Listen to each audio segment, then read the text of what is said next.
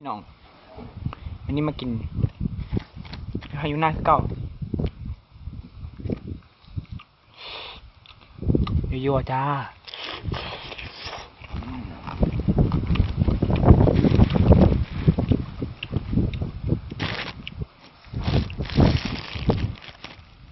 คำนี้กินอยู่นี่ถือกว่ากินอยู่กินเจียงอีก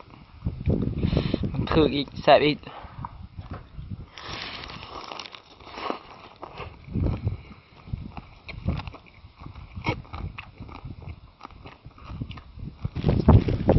คำนี้จัดไปยิ่งใหญ่อลังการ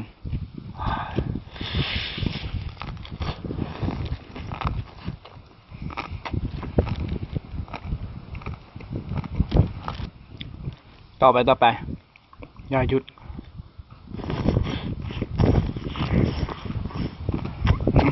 อ๋อฝึกอ๋อยังไหวอยู่สู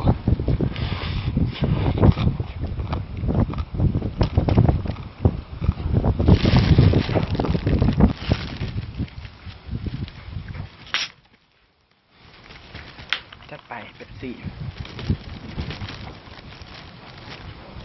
อ๋อกินกับตำมะฮุ่งสัตว์การเย็นอีกโอ้โหสวรรค์ชัดๆ